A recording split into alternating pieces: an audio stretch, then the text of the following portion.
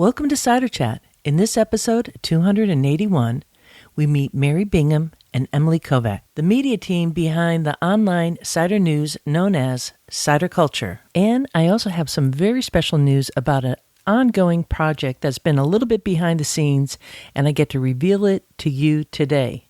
We have that and so much more on this here episode of Cider Chat. Hello, my name is Rhea Windcaller, and I am the producer and cider MC of this weekly podcast, where we speak with makers, cider enthusiasts, and folks within the cider trade from around the world. Hip, hip, hooray! This week's episode with Mary and Emily of Cider Culture is part of a series that I'm doing on cider media. Because right now, we have a very small complement of cider writers, bloggers, you might say influencers, and podcasters in the world. And even a smaller complement of digital media cider newsletters, such as Cider Culture.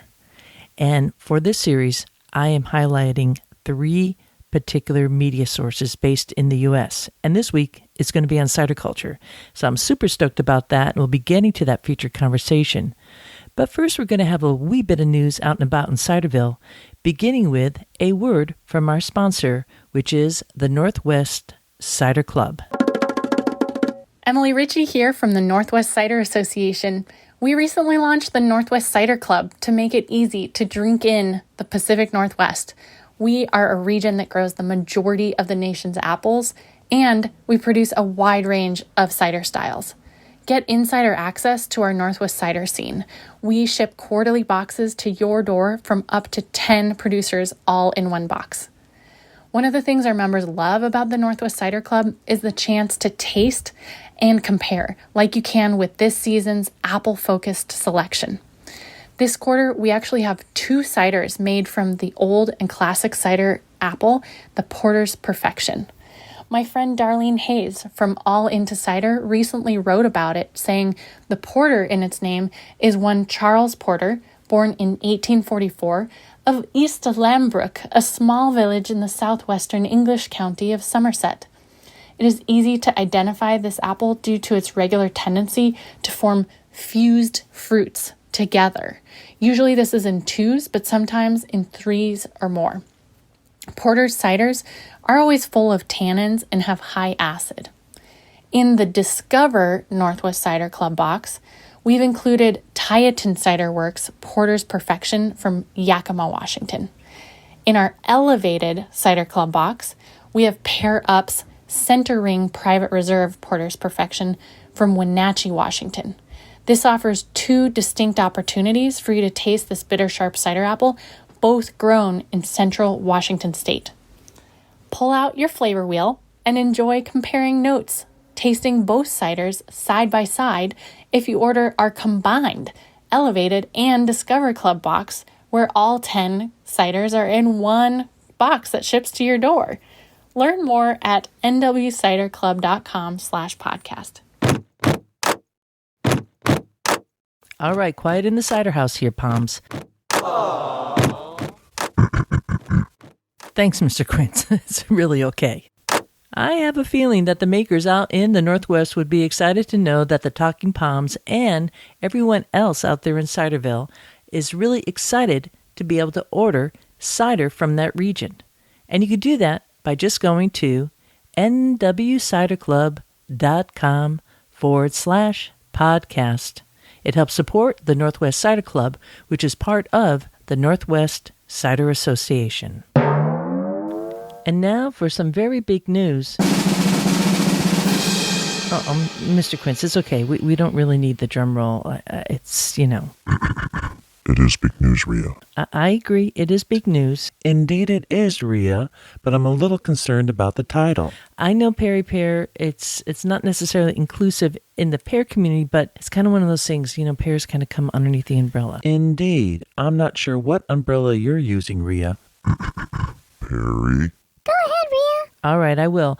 But first, anybody out there in Ciderville listening, if you don't know who I'm talking to, these are my co-pilots in the Cider House. We have Mr. Quince, Perry Pear, and the Medlars. And they help me kind of formulate what I'm going to be talking about and are just general support. General support. Once again, the Perry pair takes a backseat to the apple. Perry, you know that this is not what it's about. Right, I do. Sorry, Perry. All right, look, I'm going to go forward with it. Roger that. Thanks, Mr. Quince. I'm just going to cut to the chase. I am working on the New England Museum of Apples and Cider. And I have a couple duties in this project. One is to be writing the narrative for the New England Museum of Apples and Cider, bringing in both the past history and looking towards the future, and the eventual building of a brick-and-mortar museum. Yes! So as you might expect, that's just like, I'm just over the moon for that role and just a high honor of being able to participate at any level. And I'm also going to be spearheading a feasibility study as we do a site location for the eventual brick and mortar building for the New England Museum of Apples and Cider. And to get this party started, we're going to have the first traveling museum. We're actually planning many traveling museums throughout New England.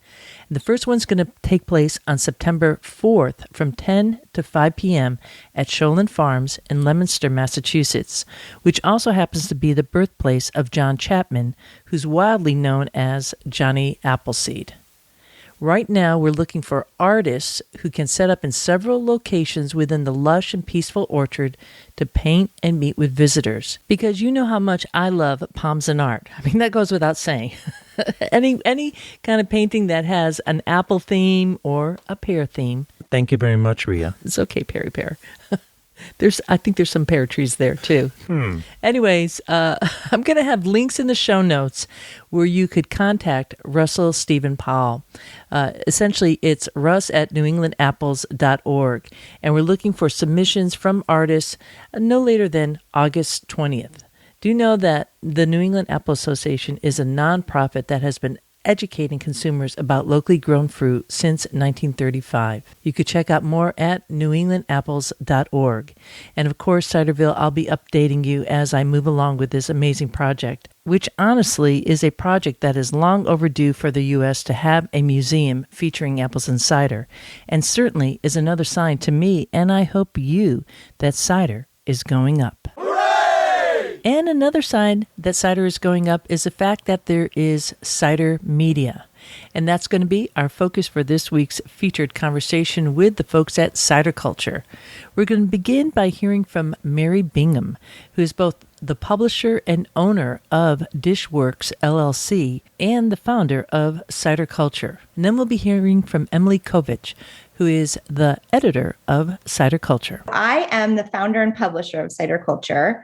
And I own the company Dishworks that creates the content on cider culture. And we create the food and drink content for brands around the world. And we're also thrilled to create cider content specifically for cider culture. And as an advertising and revenue stream, all money that comes into cider culture goes directly to our partners at the American Cider Association. So we can talk more about that later, but that's kind of the dynamics of my role with cider culture.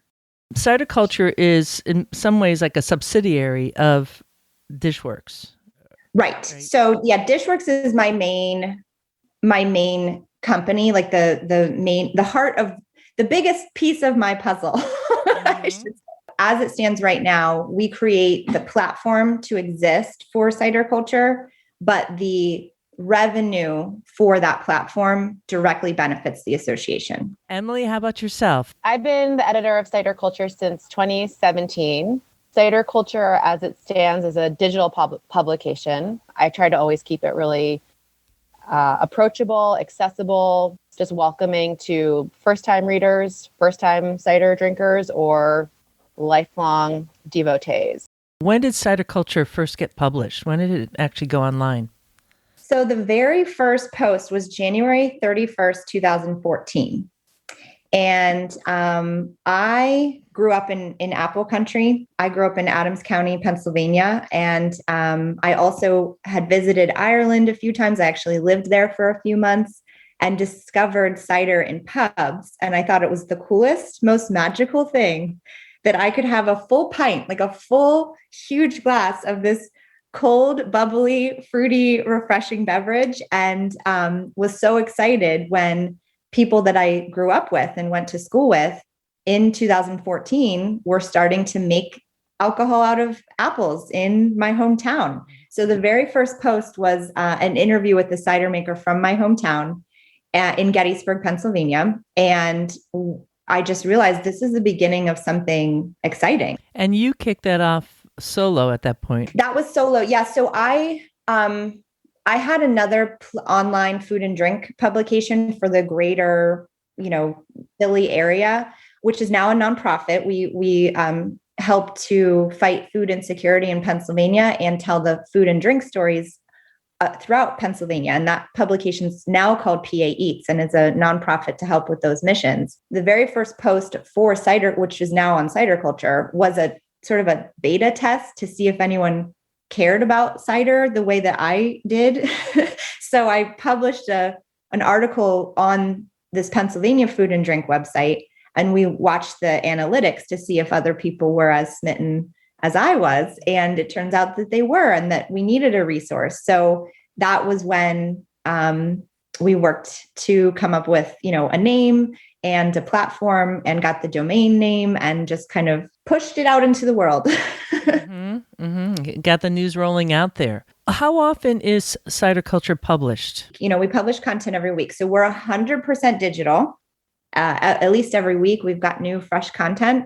And then sometimes we've got, seasonal recipes that work really well. We've got like cider pickle recipes and barbecue sauce and all kinds of good stuff. So we'll kind of refresh those as seasons change and we get into different holiday seasons and that sort of thing. That's awesome. So weekly online digital publication that people can subscribe to by going to ciderculture.com. We don't have any sort of gated content. So you don't need to pay to access our content. You don't need to subscribe to anything in order to access our content. You can just go to ciderculture.com. But you can, if you want to, subscribe to our newsletter, which would put our latest, freshest cider news in your inbox. And that's the only thing, if you choose to subscribe to, that you can. Otherwise, we're there for everyone all of the time, open 24/7. So how does that platform work as a business platform if you're providing it for free and all the revenue is going to the American Cider Association? How do you self-sustain yourself?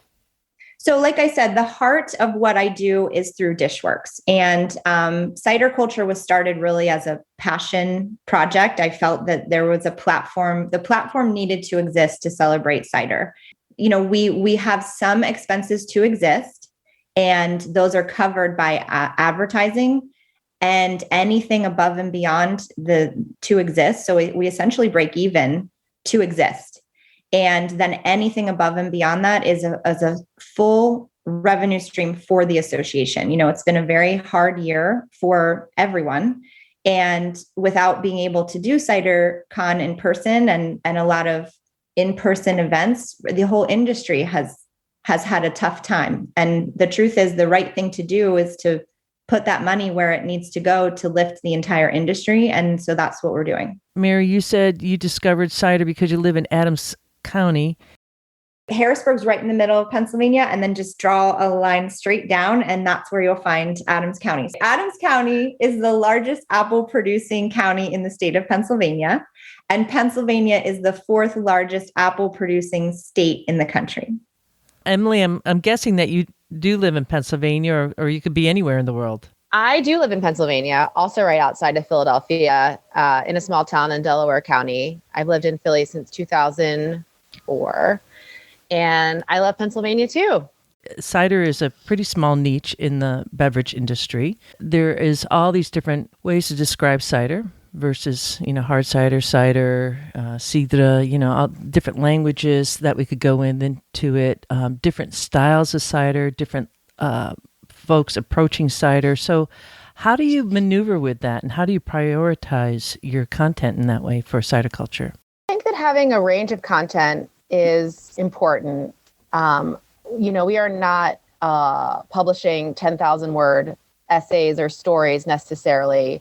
Those deep dives, I feel like I do try to create space for. But mostly I feel like great storytelling really is the entry point for a lot of people. Maybe if they don't even drink cider on the regular. I found myself reading stories about like a multi-generational family making sherry in Spain, even though I don't really ever drink sherry, because sometimes the storytelling is captivating or the images are beautiful or it's a transportive story that just teaches you something else about the world. So I think that's a great angle that we try to take. I also feel like we try to balance that with more snacky, bite-sized stories that talk about trends or talk about kind of fun things, a little bit more lighthearted. Just like in a magazine, I think sometimes there are your feature stories and then there are your sidebars and then there's photo essays. And it's kind of the totality of that package that I think keeps readers engaged and kind of draws in people from different angles, different sides of the industry. So if we have a story that's really focused on cider making or barrel aging, that might really appeal more to the professional readers that we have who've been in the industry and are curious about kind of what's happening on the ground in other cideries. If we have a story about rosé ciders, that might be more appealing to the person who's like, I just discovered this category. What's up with rosé ciders? What are they? How are they made? Why do some have beet juice in them and some have elderflower in them? So I feel like it's that range. It's that range of content that I think lets us reach people where they are. And I think that kind of speaks to my own interests. I'm interested in, high art and low art. And I'm interested in, I'm just interested in the range of experiences in all different categories, including cider. So I think trying to create a broad array of stories and have different voices featured on the site is really important. And I also really love to let cider makers speak for themselves. We have a whole series of Q&A, which to me, I love so much more than, I do like writing stories that are a little bit more feature-based, but the interviews I feel like really let people speak from their heart. And because we don't have the parameters of print where you have to stick to a certain word limit, people can, we do edit, but people can speak and people can share their stories, and these cider makers can show that there's so much more than just the liquid in the can or bottle. So I really love being able to put that out there too. And I think that really helps to humanize the industry and help remind consumers that cider is not just a commodity, although sometimes it is, but that it's really an agricultural product with like real people working super hard to make these products live.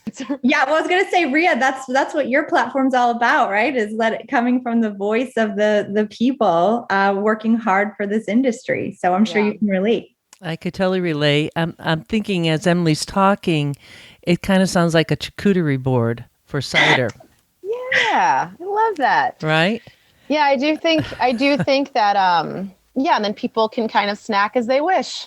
Yeah. Kind of pick through it and find that. So, that's an interesting place that cider media is in right now, is that not a lot of folks have the background in cider coming into it, versus for the wine world, there's just a long longevity of writers coming into it that actually know the history of it.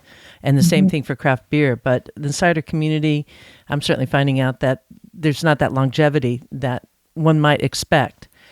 Which is fine, because you get to create the story. That's right. Do either of you actually make cider or in any kind of context like that, make it as like a home hobbyist? My neighbor does, and he gives me some of his cider, which is a fun treat. But no, I have not experimented with making my own cider.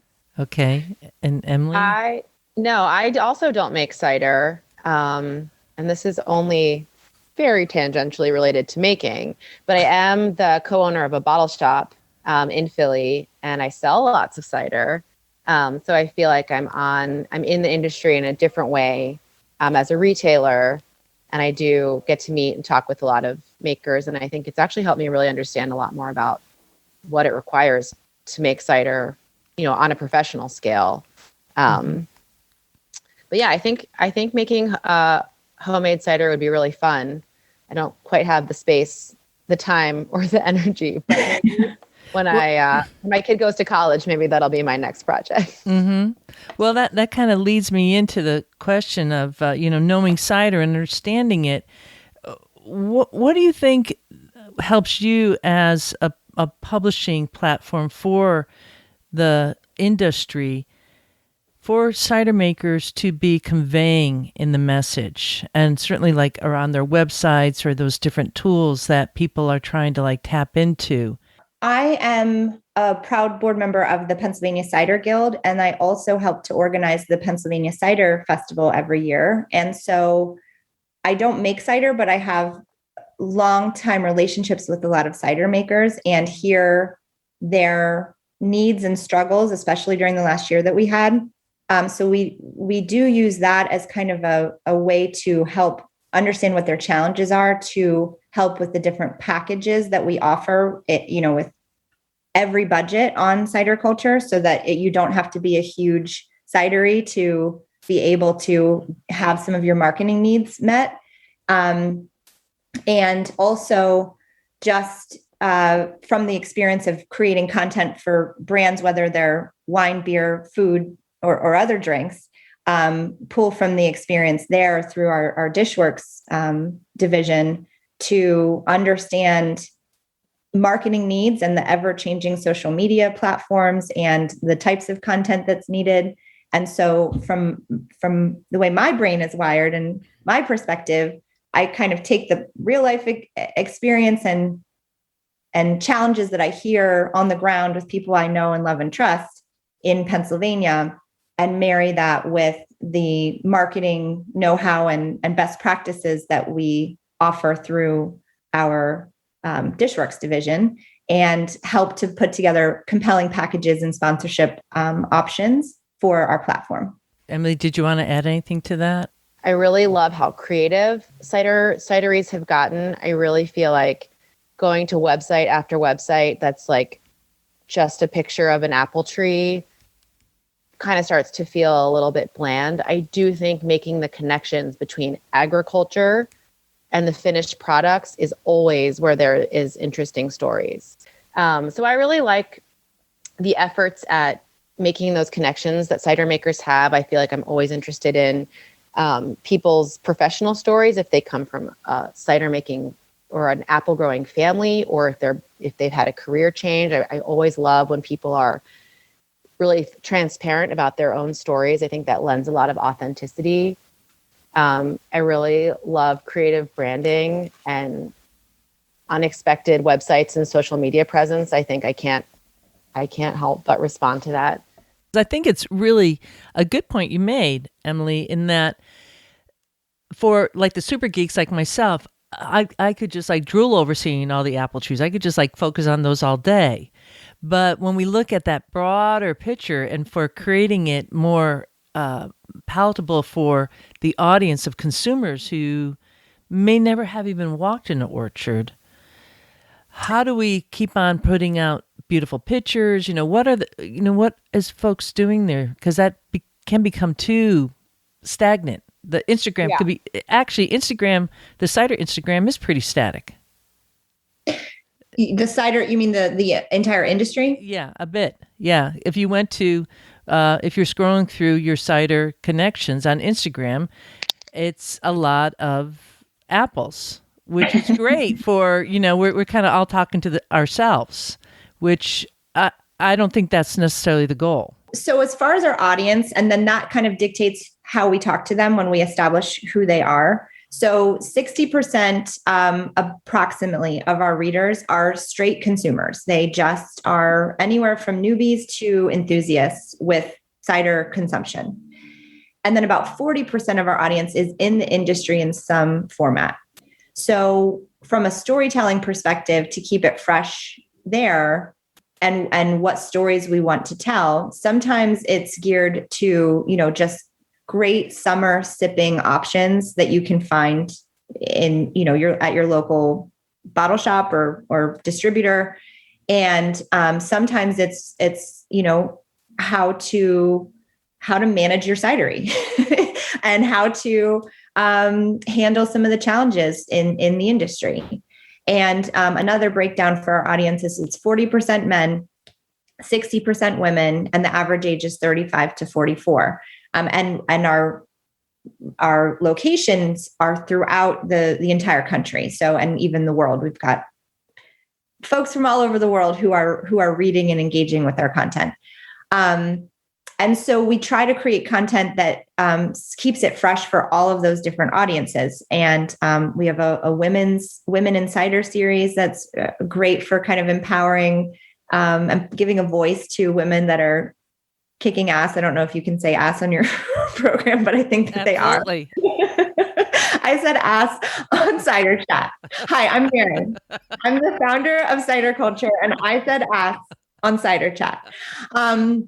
So it's, we want to empower people that need to have more of a voice, and we want to tell those stories. And then we want to honor people like Emily said, who have never had cider before, or to your point, have never walked through an orchard before. And so I don't know.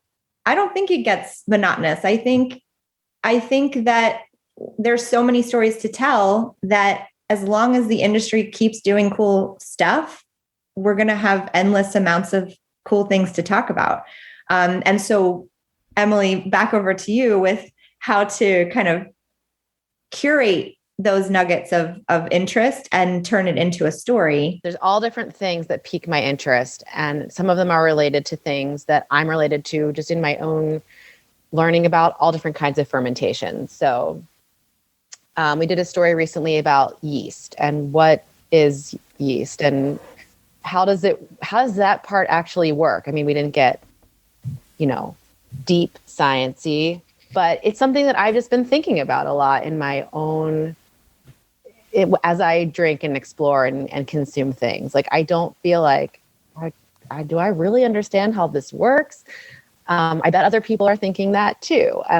So that's a story I might explore. Or I just had a really, killer pet nat cider, and what, who is making this? What is this a niche, or is this like a category we're going to start seeing around more and more? And consumers want to know what that really means versus it just being like a trendy French word on a label. Sometimes they have relationships with cider makers, and we've taken the time to get to know each other, and their stories, resonate just because I know them as people, and I'm not just getting random press releases that I'm just like every press release, I feel like it's kind of the same. I do think there's a formula, and I get that for efficiency's sake, but I always want to know more. Did you put out a cranberry cider? Why? Where is that fruit from? Are you creating relationships with other farmers in your community? Are you out there in the bogs harvesting? What was that like? Or, if you're just making it with cranberry juice concentrate, that's great. I hope it sells great, but there's no story there. Are there relationships with other community partners? I'm always interested in how cider exists as a member of society, as, an industry that is defining itself in ways that just go beyond straight capitalism. And then when it comes down to branding, like, I have my own aesthetics and tastes. Like, I love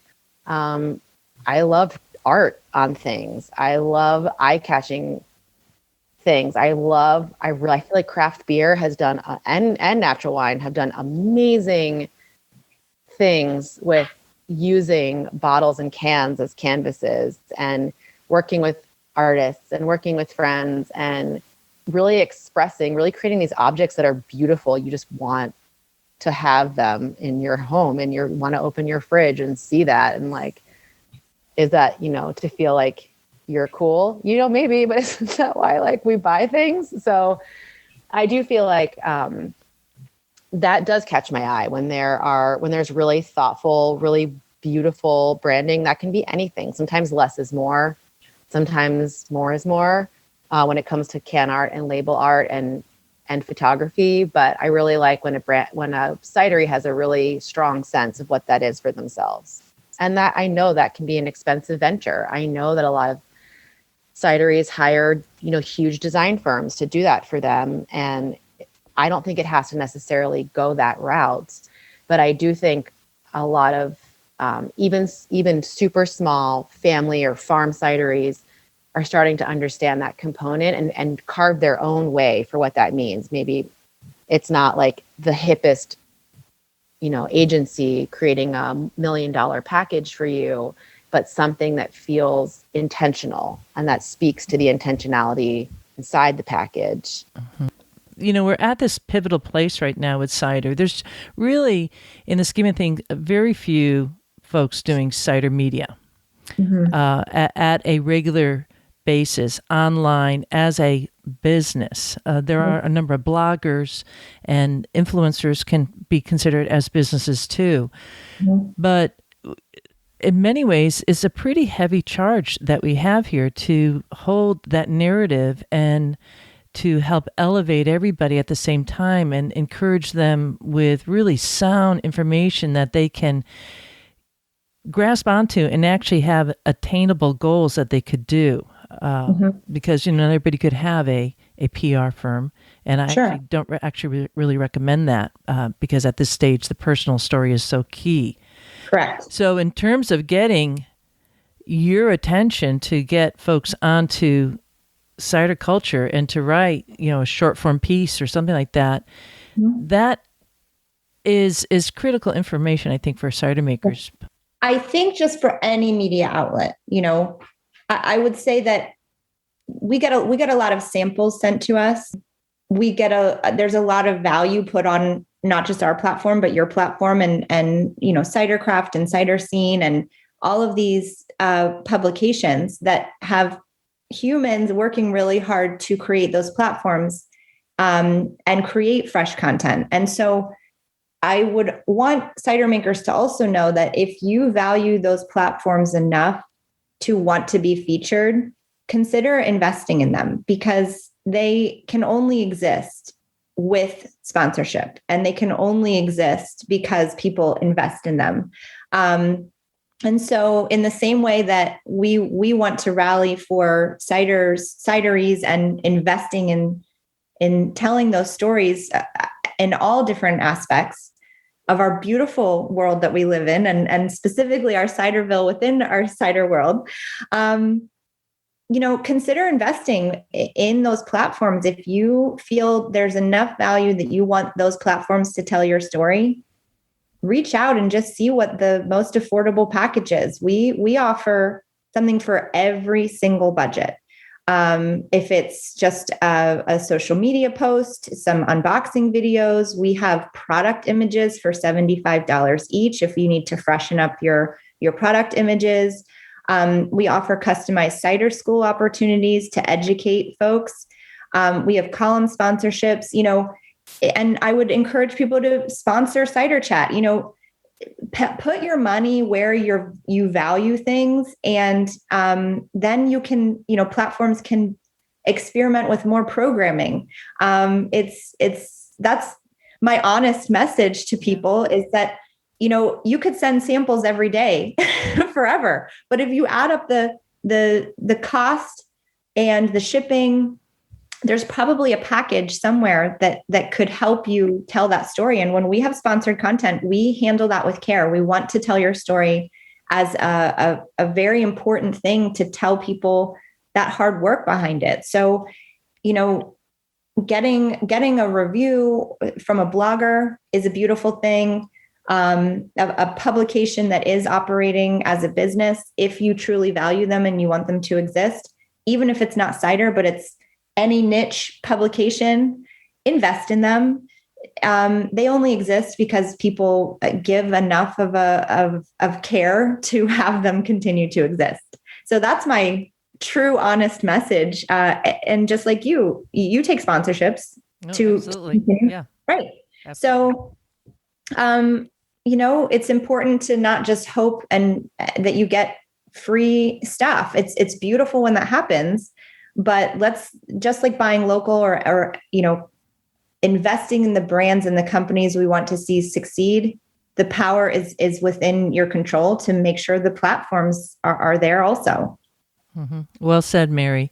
I think that it's the truth, and thank you for kind of honing in on that, because it is at a really pivotal point. Having just watched cider kind of going through the ebbs and flows over the past, going on 30 years now, nearly, I have to be frank that I get nervous about that because we need dedicated writers to be doing this, to really help elevating it and bringing up that quality of writing, and also the media outlets. And as media outlets become, well, we know on the more larger corporate level, they really have a control over the narrative. And so we are in this fantastic position to really help buffer that up, because every time I see cider culture, it always makes me happy. It's always like happy stuff coming out. I mean, what's not to love about that?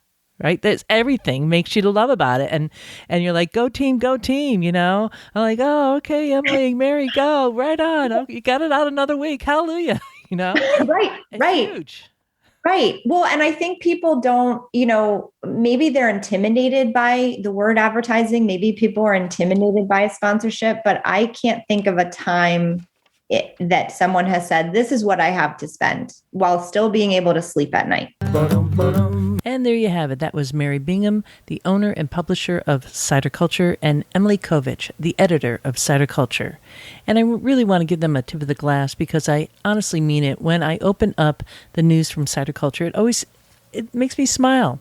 It is a charcuterie of cider news, both nationally and internationally. So highly recommend checking it out on all their different platforms, or simply go to ciderculture.com. Walking through the orchards. I want to catch up a little bit from last week's episode 280, which was all about the cider field road trip I took to both New York and Pennsylvania. So that kind of synced really well with this conversation from these two gals who are based in the Adams County region, the big apple growing area. I mentioned in last week's episode that I have a t-shirt on TeePublic, which is one of the ways to support Cider Chat. Buy a t-shirt, wear cider, proudly on your clothing, in all different kinds of logos. And one thing that I noticed last week is a lot of folks picked up the Save Orchards Drink Perry t-shirt. So thank you very much for that. And that spurred me to post another t-shirt up there called Save Orchards Drink Cider. So you could check that out at the Cider Chat swag store at TeePublic. There'll be a link in the show notes to that. And you also could go to this here episode 281 and actually see what that t-shirt will look like, what I put up there. I think it's kind of cute and fun, and kind of keeping in that thread. It's really important, not only from the cider media perspective, that it's not only helping cider makers, but it's really helping to save orchards. And I'm all about that. I believe that 100%. I love trees. I love apples. I love pears. I love quince, medlars, you name it. And being outside and walking in the orchard, there's like nothing better. And knowing that glass in your hand, that liquid gold, whether it's cider or poré, perry, a apple brandy, it was made from those amazing trees that you're walking by, and it's up to us to really help be their stewards and their spokespeople, if you will. Just sending that out. And one way to do that is to have a t-shirt from Cider Chat TeePublic store. Save Orchards, drink cider. There you go.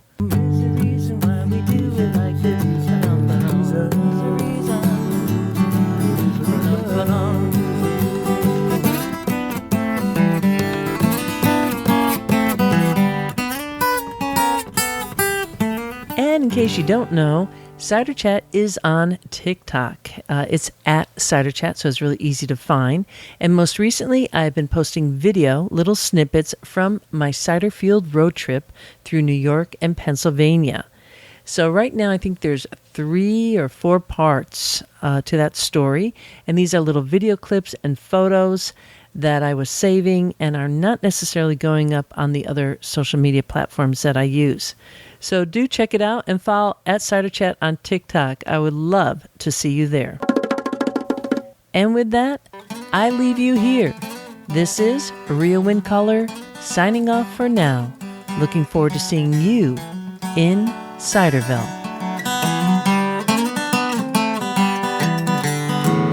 We like cider, we like palms, we love orchards, and and having fun. There is a reason. There is a reason why we do it like this. Oh yes, there is. There is a reason why we do it like this. Oh yes, there is. There is a reason why we drink it like this. Oh yes, there is. There is a reason.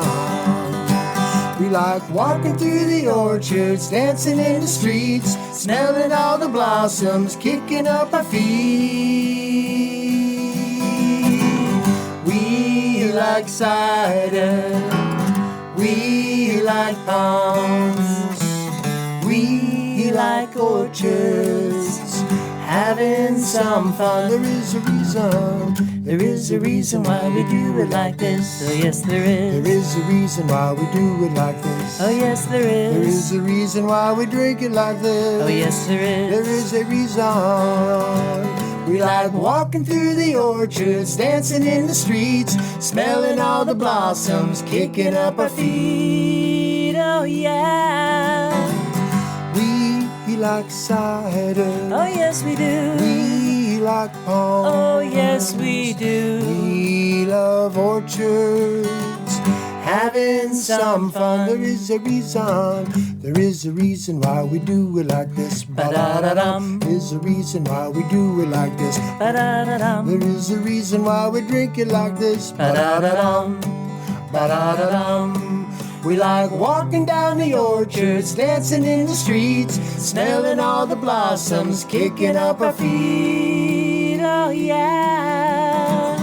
We like cider. Ba-da-da-dum. We like palms. Oh yes, we do. We like orchards, having some fun.